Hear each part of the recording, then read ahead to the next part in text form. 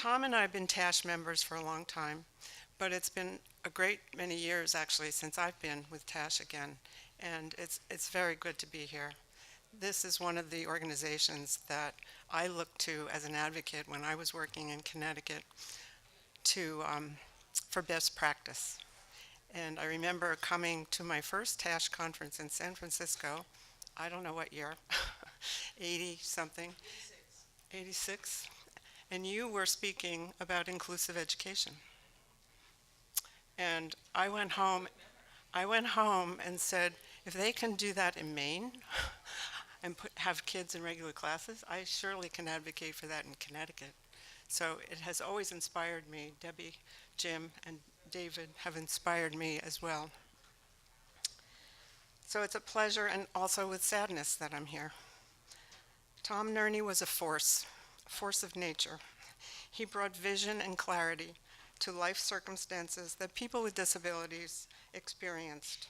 The indignities, the failure of service delivery systems, the lack of low expectation for individuals, and the gross amounts of money and funding that brought people lives that were not lives of their liking or choice.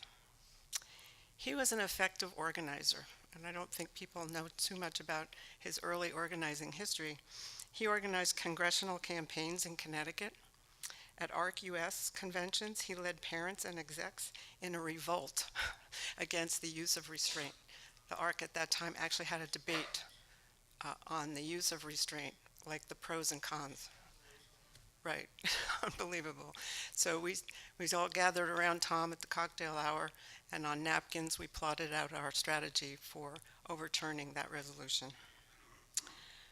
He also did the same when Ronald Reagan was deconstructing special education. PL 94-142 at the time was young, and Reagan thought it was too expensive and costly, and the ARC convention was debating a resolution about this, so Tom led that organization too. He added language in the 80s to the child abuse regulations that prohibited the absence of treatment to handicapped newborns. In those days, the baby does of the world were dying in hospitals, and Tom led an amazing coalition with the Right to Lifers, believe it or not, to get that added to the regulations. And then when he was the director of the Autism Society of America, he added autism to the special ed law. Previously, children with autism had been excluded from special ed. Tom attended the first People First of Connecticut conference in 1990. It was a huge success for us, and it was a really big deal at the time.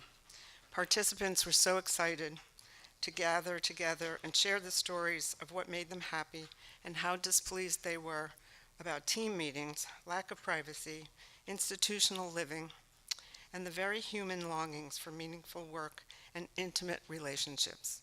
Tom frequently added to his speeches across the country the need for intimate relationships for people, to recognize that. One weekend, we made a trip to New Rochelle, New York, to visit the restored home of Thomas Paine, author of Common Sense. If people remember that from their history a long time ago, and other early papers that articulated the case for independence from England. It was there that we left with an aha moment. This political piece was the moral and intellectual touchstone for the colonists. Paine challenged the authority of the British government and openly called for independence. Tom reread Common Sense and set to work with challenges with colleagues and friends in New Hampshire, which is where the first pilot program for self-determination began. They thought through and developed the affirmation of community and the principles of self-determination, which are still in place today. This being the cornerstone of this new independence movement. Rick Crowley, Doreen Rosimos, and her brother Jack, and Ellen Cummings and others were among that first team. He had big ideas for change and asked these critical leaders to take the risks. Together, they created a path for individuals to have a life, and they implemented and changed lives with great stories and success in self-determination, one person at a time. Rick Crowley loved to tell the story about the day they were able to help an individual buy a cow for his first employment using Medicaid funds. They bought it. They went along with it. Right. The Robert Wood Johnson Foundation funded that pilot and then extended on just the example set in one state. They funded a national program known as the Center for Self-Determination, which Tom was the first co-director. They went about demonstrating in states how to implement systems change to make this work. Meanwhile, Tom became the Johnny Appleseed of self-determination. He traveled and spoke in all the states that wanted to know how to do this. I believe there were a few years where he gave more speeches than Bill Clinton. In Connecticut, he helped me think how we could get our friend Richard out of Southbury Training School, the huge state institution. He told Richard's story often on the road, and I'm here to tell you sort of the update and how that all happened. Richard was an interesting man. He lived at the institution all his life, and at about the age of 50, in my role as exec of We Care in Western Connecticut, I asked a group of people on my board to become guardians. I know we wouldn't do that today, but we did then because it was the only way we could get people out. Guardians had all the standing, and Tom was one of those people. We had 9 people become guardians for folks there, and Tom became the guardian and then went to a team meeting which lasted 7 hours over 2 days, the longest in history in the state, getting them to finally agree that he was not severely retarded, he was not all these horrible labels, to convince them that he was, in fact, an aspiring artist, which Richard had demonstrated to all of us who knew him. So that was fun. Later, when we initiated the class action lawsuit to get people out. We had guardians in place, and Tom reminded me that we should put Richard first, so that forever that class action lawsuit is named Richard Messier v. STS, a place of honor and great responsibility. When we got Richard out, we developed a small circle of people. We hired an individual named Kirky who had 9 brothers and sisters and all lived in the community, and Richard had never had a family, and Tom wanted Richard to have a family life, and boy, did he ever. He went to every basketball game, community fairs, farmers markets. He became well known in our community, Danbury. And since that time, there have been a lot of challenges. You know, he did present some issues for us, but we hired a coordinator with a little bit of money that the state gave us, and this was before self-determination. He was a cost at Southbury was probably $150,000 at the time, and they gave us $38,000 when he moved out. So it was rather challenging. We were able to rent a home at the time. He had a coordinator, a live-in person, home health agency, and a day program. So we made it work. And today, after a major event, we developed a home ownership program. We asked Marty Legault from the Corporation for Independent Living to build some condos, and 10 of those units were reserved for folks with disabilities, including Richard. And the other units were sold on the open market. And we did that with the Housing Authority and a huge fight. But Richard, we got Section 8 vouchers for all of them, and Richard lives there today with the same live-in coordinator for 9 years and a new individual who has responsibility for his decision-making. It's all good. And he lives a very comfortable couch potato kind of life. And at age 74, that's okay. So maybe there's some fun facts about Tom that you'd like to know. Some of you know these, some of you don't. My life with my husband Tom has been full with children and fishing. We lived together in Western Connecticut on Candlewood Lake in '92 and married on the lake in 2005. He shared his love of fishing with me, and we explored Rhode Island, where his children and my son live and settled there near the ocean, and 10 of our 12 grandchildren, which is awesome. Every day he bought lottery tickets. Every single day. And when he couldn't drive anymore, I took him to Healy's downtown Wakefield, Rhode Island, and he bought his lottery tickets. He was a fixture, just like Richard and Danbury. Tom was a fixture in Wakefield. No. $2, $4, $7. One time he asked me to turn in a lottery ticket for him, and he was traveling, and I said, well, there's good news and bad news. The good news is you won $70. The bad news is it's in my wallet. So when we visited Ireland, we visited his family and also the grave of the leaders of the Irish Rebellion, of course, Michael Collins. He loved chocolate, anything chocolate. And when grandchildren came to visit, he offered them chocolate brownies or cake for breakfast. He advised grandboys and girls, especially those with curly hair — Tom had an amazing head of curly hair till the end — not to be too good and never ever comb your hair. He gave them copies of the United States Constitution and the Bill of Rights. He was competitive about reading the newspaper. I could never get the front page first. And he wore his sports coats to take out the garbage. He knew how to roast a delicious leg of lamb. Some of you knew Tom well and knew his brilliance and how stubborn he could be.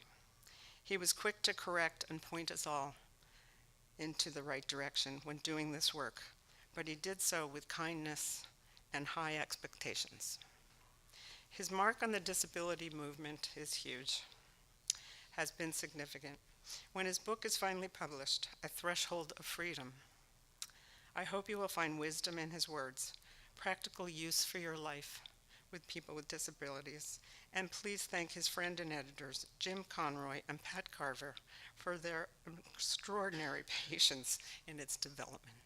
And also thank you to Ruthie, Marie Beckwith, Mark Friedman, and TASH for their support.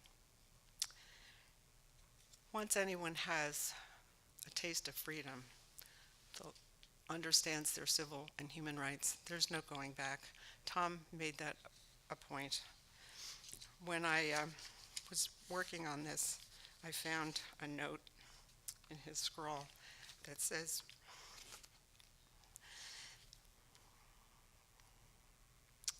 "We are all just walking each other home.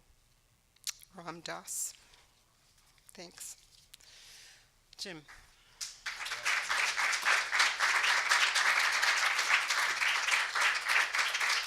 I'll tell the story as best I can. In 1992, I had just quit my job at a university and started a nonprofit firm for research in the human services.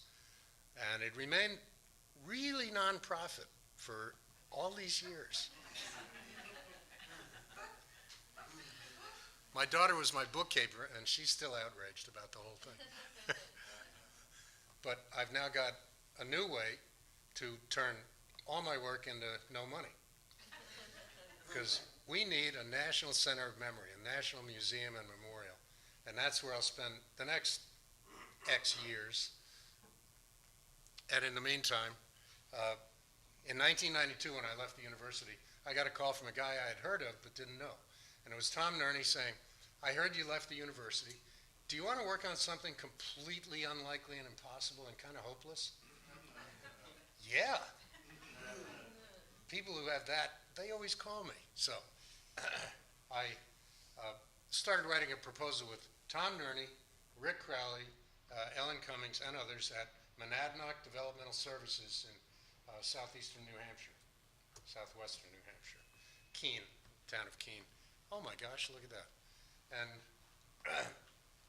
we were writing a proposal to the Robert Wood Johnson Foundation for funding of this harebrained scheme, which was that if people controlled money with their families and loved ones, if they controlled public money, their lives would get better and they would spend less money. I'll do a F5 for that. Trying to take this off the screen. How about escape? There it goes. And now F5 ought to do it. Yeah. No, it's not. We wrote this proposal and because, let me pay tribute to the others. Rick Crowley was the administrator of the Monadnock Developmental Services, the agency that started all this. And this was his idea, and he can't be here because he broke a couple of vertebrae last month, and that was troublesome. But it was Rick who began this idea. There, New Hampshire agency. There's Rick. And he hired Tom Nerney as a consultant, and it was Tom who called me. With Bruce Capel from Canada, they wrote the seminal paper, Affirmation of Community. It's available online, and it's still, every word in it rings true today. It's a wonderful basis for everything. And the proposal was to try something radically new in the U.S. It's not new in other countries, but in the U.S., the idea of controlling an individual budget of public dollars, that was very new here. It was kind of normal in Israel and a few other countries. Now it's spreading like wildfire across the world, except here. I exaggerate to make my point, but I just heard from a colleague in Britain that 80% of people receiving supports have their own individual budgets, which they help control. Yeah, I haven't verified it, but if that's true, it means that we have got to catch up. This is where the human services is going, and it's what Tom taught us. And what he taught me was that person-centered planning was wonderful, but without control of money, it could become cruel and unusual punishment. That was the key. We could encourage people to dream about the life they really wanted and tell us what they really want, and then at the end say, sorry, we can't afford that. So, when you walk into person-centered planning, if money is on the table and you're considering that, then you can build the best you can with what you've got. Professionals tend to spend way too much money for safety over comfort and happiness. So, we learned so many lessons in 25 years of work. The first four to whom we were so indebted were, well, let me tell you, the first four people who tried this wild idea in New Hampshire are memorialized in the proposal and many other places. But two sisters were separated at youth. One went to an institution, and then they wound up in different states. They wanted to live together, but Medicaid couldn't support a person across state lines. And taking all kinds of risks and chances, Rick Crowley and Tom Nerney and Ellen Cummings figured out a way to do it at great risk, bending Medicaid rules all over the place, taking risks, and made it happen. And those two women were never so happy. They lived together till the end. But Jack and Doreen, second person who founded this, Doreen Rosimos, couldn't be here. She was on her way. She got as far as Chicago and then had to go home for an illness. What a bummer. But Doreen had a brother named Jack who was in a terrible situation most of his life. He had cerebral palsy and mental illness and troubles and outbursts and everything. And he was bitter, and he had been institutionalized occasionally, and he reacted against violence and persecution and abuse, so duh. But getting involved in self-determination allowed Jack to get his own place with somebody he chose, and his outbursts ceased. And when I'm done here in about 2 minutes, I'm going to read something from Doreen. Those four pioneers led to the proposal. We described their amazing changes in their lives in the proposal, and it was very convincing. And Robert Wood Johnson Foundation, Johnson & Johnson, had never given a grant in this area. We won it, we did it, and it led to a national initiative with 19 states. Because Rick and Tom and Ellen are not here, I can say to you, I wrote the whole proposal. I also wrote all of Shakespeare's sonnets. My wife helped. Okay. And the original concept deserves a mention. If people gain control of money, their lives will improve and costs will decrease. In 25 years, we showed that. Now, I still believe this is the future. And Doreen was hoping that I would share something about Jack. Jack's life transformed, but listen to this. He passed away in his own house in his own bed, not in a group home, not in an institution. At the age of 65, which is longer than he would have lived, he always wanted to know, what's your mother's name? After you told him her name was Judy, he would say, if you hurt me, your mother Judy will cry. He said that in a court hearing when I had to become his medical guardian to force docs to treat him. He yelled, Judge, Judge, what's your mother's name? Judge said, Esther. Jack said, if you hurt me, Esther will cry. We continued on. 15 years later, the judge retired. On the front page of our newspaper, the judge told that story and then said, the world would be a better place if we all thought that way and thought of our mother's reaction before we acted. That's a pretty good story. I never read it out loud before. Jack was a philosopher and he had a lot of things right. He asked Bill Clinton the same thing after he became president. Our whole family was in Las Vegas for a vacation. He yelled at him till Clinton took notice. Everyone got quiet after he said, your mother would cry if he hurt him. And then Jack told him his mother was nice.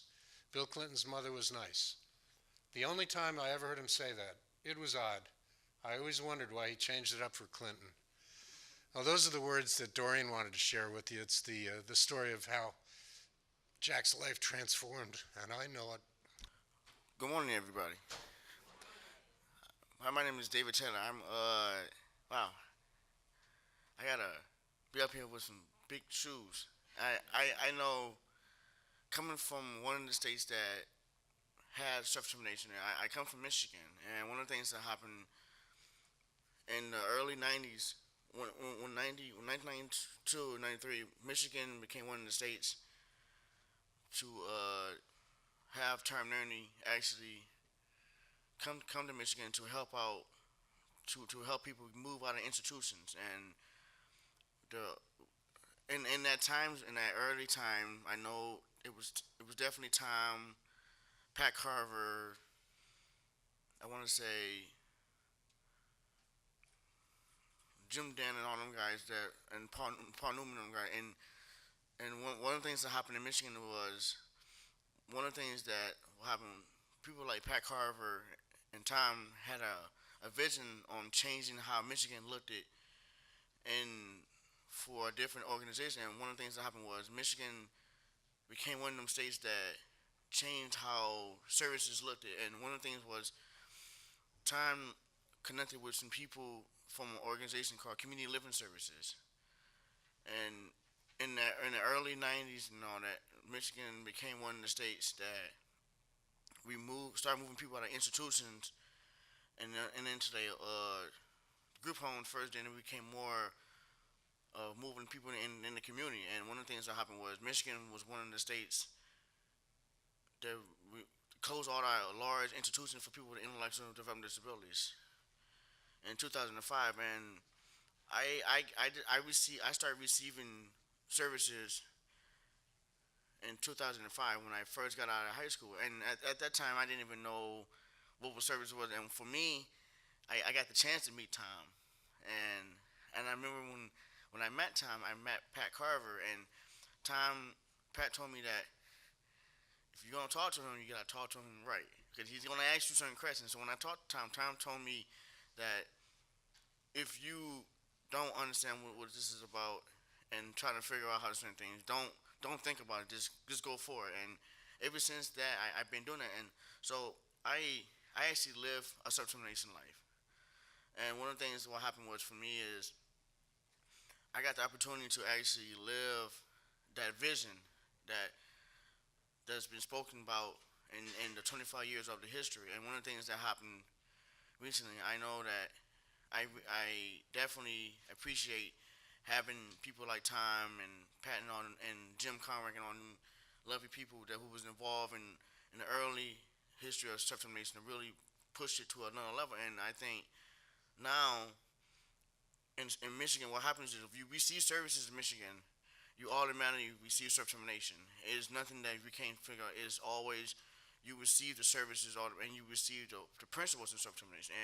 And them principles are freedom, authority, confirmation, support, and responsibilities. And the principles of self-determination is the driven life, and it helps people with disabilities to really have that life of we have that life we spend in our state. Our senate, our state officials started making something more of a law for Michigan. Michigan had to really push it to have people with disabilities to really be involved in it. And I know I did a lot of testimonies involved in it. And since I've been receiving services, I started working for community living services as a peer mentor. And I had the opportunity to live on my own, have my own place, and I actually is I'm living proof of self-determination. It really works, and it's one of the biggest things that has been so successful. And I think having this is one of the best things. And I definitely wanted to thank Gene and Tom and all you guys for really having that vision and really having that type of vision for people like me and other people that who didn't have that didn't have that type of support and advocacy and really and I definitely want to thank just because having that type of model helped so many people to join boards and I never thought that I actually would be up here talking to you guys about how it helped me, but it definitely helped me so much because I got the chance to really be an advocate as well and really being involved in organizations like TASH and being on the board. And I think doing this is one of the best things, and having some determination really it does work. It's just you just need the right people to step outside the box and really think outside it and really take a chance in helping other people. And I think that having this is not a movement. It's a life, and it's a movement to help people with disabilities across the board, and not only that, but really understand how to help people and just let people live a life just like everybody else. So thank you so much. I have no idea how I'm supposed to follow all this. It's truly an honor to have been asked to participate in this. Just wanted to start out by everybody has a North Star, everybody has a vision, and Tom provided that vision for me. I don't know when I first met Tom. I met Gene before I met Tom. I brought Gene up to Maine in the early 90s, I think it was 92 or 93, to get our self-advocacy organization started. There was somebody with you, but I don't remember who it was. I think it was a woman, but maybe not. Oh, I don't think so. I don't. Anyway, and the affirmation of community, but particularly the poverty of human services, a seminal article that Tom wrote many, many years ago, just created for me an understanding of why we needed to change the system and why we needed to do that. I've had the wonderful opportunity to have had a career where I write grants. I get to write what I want to do it, make some change, start over and do something different. So I've had the opportunity in Maine to work on inclusive education and positive behavior supports and restraints and restraints, seclusion issues. Employment is where my heart is now. I say this almost every time I talk about employment and get a training started. Tom instilled in us years ago that everyone can generate income and that people's lives would be better if they had either, whether it was wage employment, self-employment, investments, and that was a lesson I learned from Tom early on. So I want to share a couple of stories about people whose lives were impacted because of Tom, but I also want to share a story. Tom came to Maine. We have, everybody has challenges in politics these days. We're getting rid of a governor finally that needs to go, and have elected the first woman governor in the history of Maine who will transform services.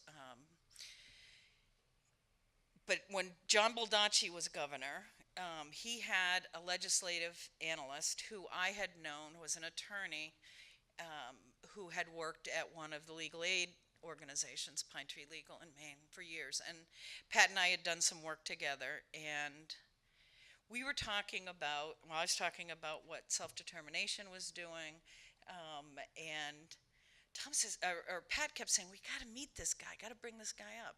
At the time, we had, Maine is still home to the National Association of State Health Policy. Their executive director, Trish Riley, took a leave of absence and worked for the governor's office in a brand new state health policy position. So Tom agreed to come up. I had gathered a group of attorneys from Disability Rights Maine to meet with him one afternoon, and then we were having dinner that night, and the next day we were meeting in the governor's office with Pat and Trish and a couple of other people. Tom flew into Bangor, and we drove south in a major snowstorm. Tom spent the entire time on the cell phone to Pat, screaming about, I don't know where she's taking me. I can't see anything. Now, if you've ever driven 95 in northern Maine, there's 25 miles between exits. You don't see anything, and Tom was just mortified. He had no idea where I was taking him. He just had, and I'm not a bad driver. I had a Jeep. We were, everything was fine. He was mortified, and he just kept screaming at Pat. I felt very bad for Pat. We get to the meeting, and then we go to check in at the hotel, and the snow is just continuing to come down. It's clear we're not going to get to meet in the governor's office the next day. And so we scrambled and got most of the people to join us for dinner at the Senator. And we sat in this back booth, closed the restaurant. With us were Pat from the governor's office, David Stockford, who was our state director of special education, and there was one other person, I can't remember who it was. And we drank a lot, we talked a lot, we changed the world. We all have those conversations. I've spent many TASH conferences over the years with Rick and Tom and Bob, Doreen, in the bar. That's where you get the best work done, right? Just all kinds of opportunities. But the next morning, we had to drive back to Bangor, and we walked out to the car. We had breakfast, we walked out to the car, and the snow had blown in this U, and you couldn't see a single car. The drift was about 20 feet deep. And Tom was just like, you live in Connecticut. You get snow. He had no understanding. He was just mortified about that. So just a couple of stories of, I think of when I was doing inclusive ed work, running the State Inclusive Schools Project. A special ed director called me right at the end of August, and this was in 1991. And she had just been informed that a group home was opening for kids in her town, very rural western mountain town in our state. And the 4 kids were coming from the Behavior Stabilization Unit at Pineland.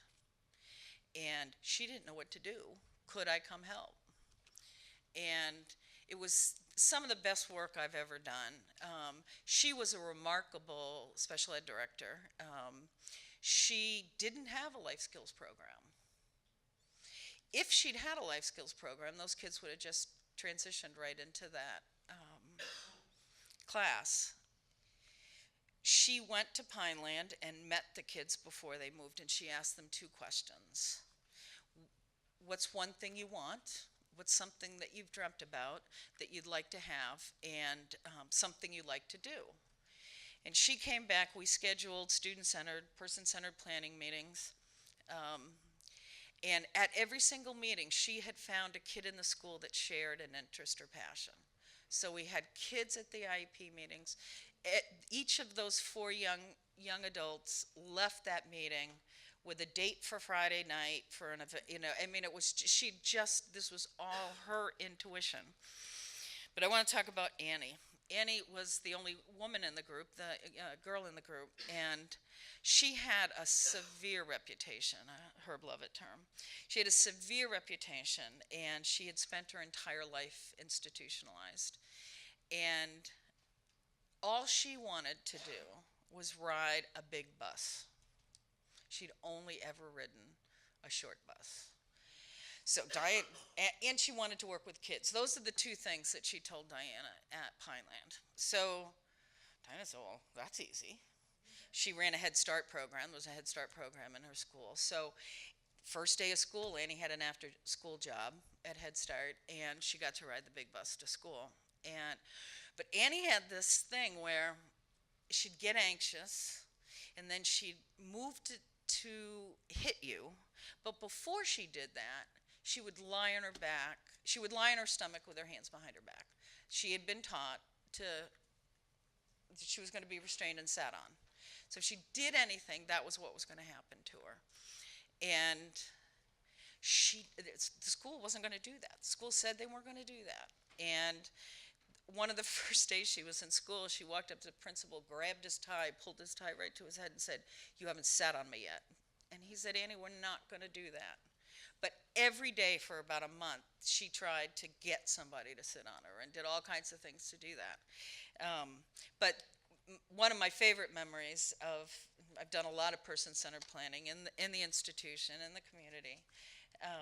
And at her meeting, there was a MR caseworker at the time, DD caseworker now, who sat with her arms over her, just like with this scowl the whole time. And she wanted Annie in a life skills class. And we had regular classroom teachers at the meeting and charts all over the walls. And everybody started their meeting with a blank schedule. 7 periods in the day at the high school, and how were we going to fill those classes? And this caseworker kept saying, "I'm going to pull Annie out of school if she can't be in life skills. She needs to learn how to cook. She needs to learn how to be safe around the oven." And the home ec teacher just raised her hand and said, "We cover that in third period home ec. Make sure she gets in our home ec class." The caseworker stormed out, pissed as all get out. And Annie did fine and learned how to be safe around the cooking class. Peggy's in the back of the room. She knows Lenny. When I was at the university, I had the opportunity to design and teach a class using what we called inclusive co-instruction. So nothing about us without us. We designed with a young man that KFI serves, Lenny, who many people may know from TASH. He was a popular guy here for many years, and a guy named Dennis. Dennis lived one of the most incredibly self-determined lives. He had polio when he was in middle school, I think, and lived until about 2 years ago in an iron lung.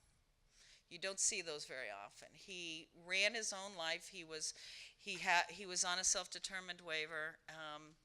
And I got to know Dennis years when I was still teaching, because he ran a disability transportation service. He had a Lyft van that he made available to people in the Bangor community. And I rented that van when I was teaching, because I was doing community stuff and needed to get kids out of school. So I met Dennis in his iron lung one day to go pick up the keys to the van so I could drive it.